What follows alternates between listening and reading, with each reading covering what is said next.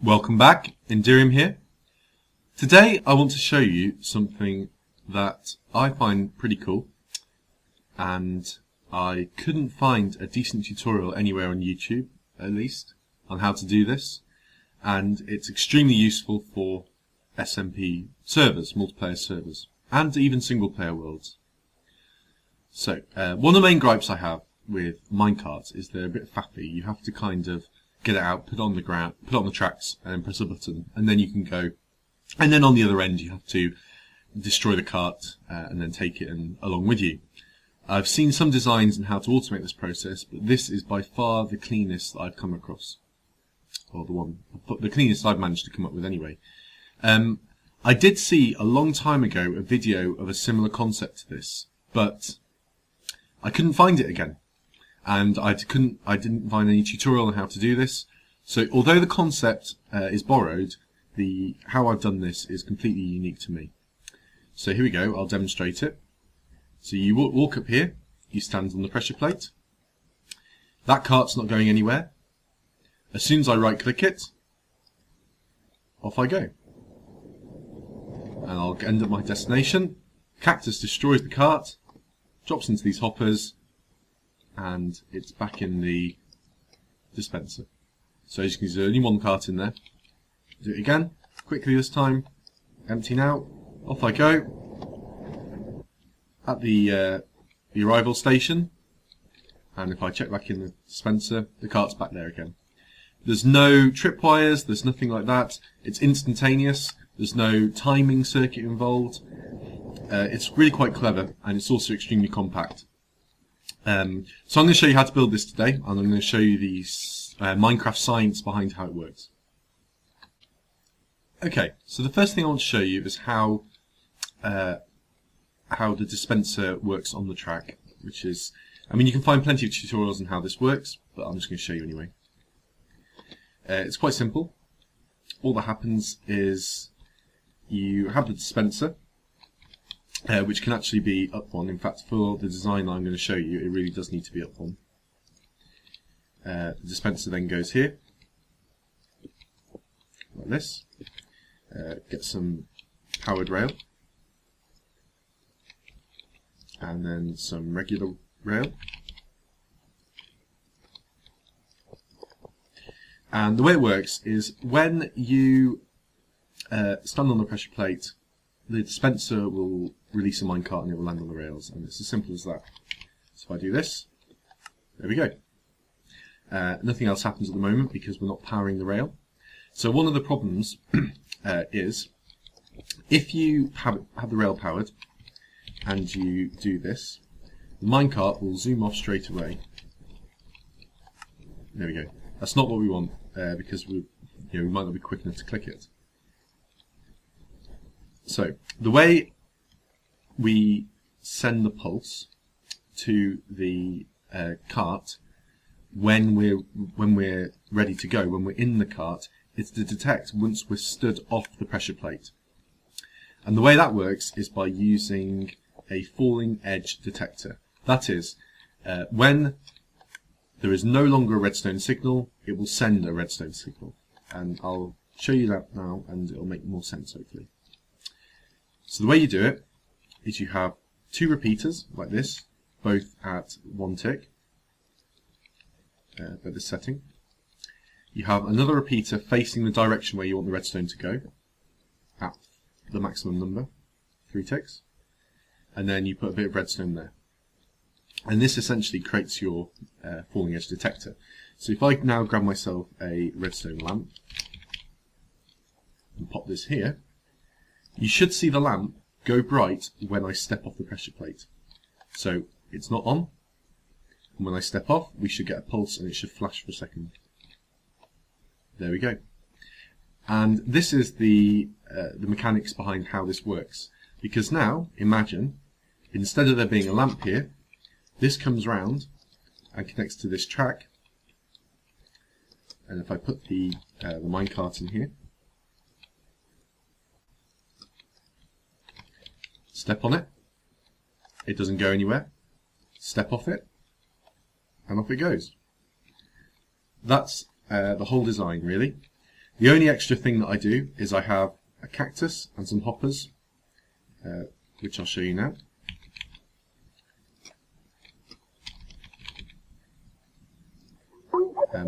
This is quite a common. You can find how to do this everywhere online. It's quite common thing. Essentially, all it is you have the cactus here. You have your hoppers like this, and you have your track running along like this. And then what happens is so it's quite simple. When the cart comes along, it hits the cactus, gets destroyed, and drops into the hoppers, and the hopper feeds back into the dispenser. So if I show you this now, the cart's gone, it should be in here, and it is. It's as simple as that. Now, how this all goes together without causing the different systems to interrupt each other is a bit more tricky, and I'm now going to build this from scratch.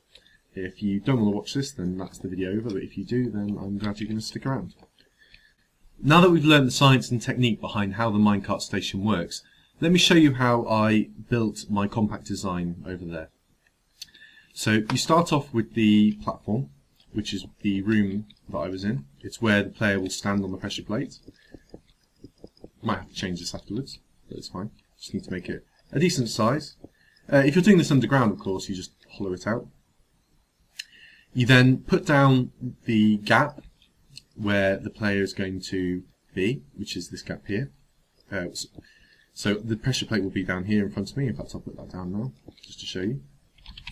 And then you can put down a slab just to stop the player from getting in once the gap has been finished, once the building's been finished.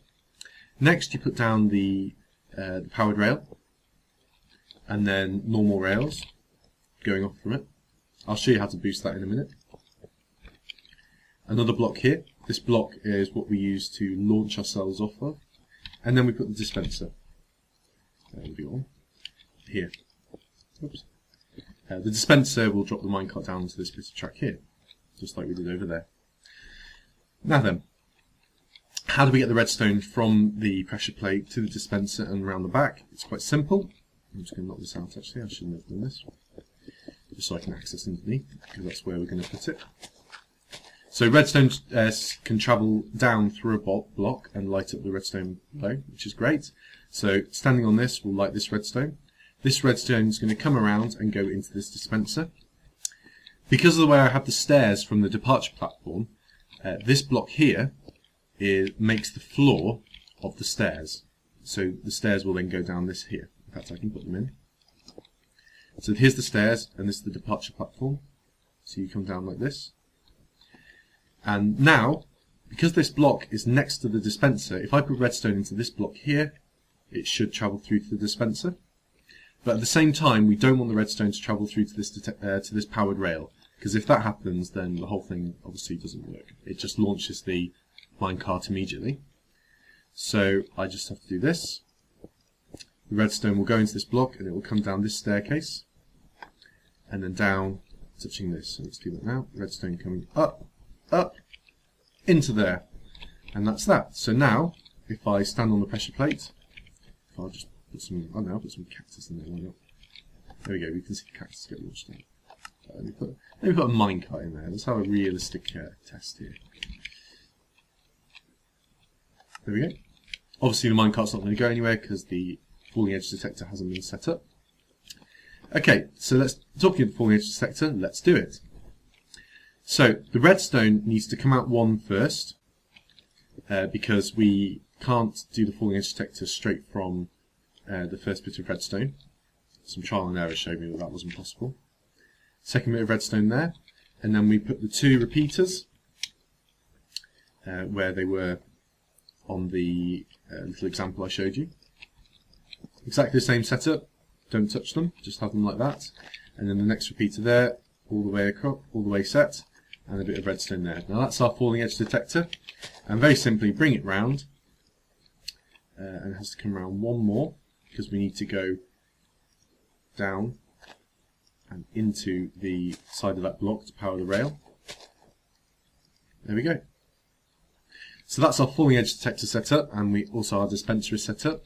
Now if I put the minecart in there and stand on the pressure plate, we should see it dispense, and when I step off it goes. Excellent. Now I'm going to show you how to do the arrival platform without making it too spread out and make it nice and compact, because that's what we're trying to get with these stations, nice and compact stations. So I'm going to show you that now. So first things first, hoppers. We need to kind of know where the hoppers need to be before we can start to do the arrival station. So one hopper will be here, one hopper will be here, and one hopper will be here. So in fact, I'll put the track in now so we can see it. I'm going to grab myself some powered. I'll use regular rail here, and then powered to climb the hill, because you know how hills are. Well, if you don't know how hills are, basically minecarts are not very good at going up hills. They need powered rails pretty much all the way up. So powered rail, and powered rail. We want to power this rail, but we can't put the torch there, we can't put it there because it'll interfere with the redstone. We can't put it next to it because it'll still interfere. So the best place to put it is here, because it won't be touching anything. Pop that there. Another 2 powered rails, and they're all the way lit up. So we go up here, the cart will come up here, it will hit the cactus here, so let's put the cactus in. I need some sand.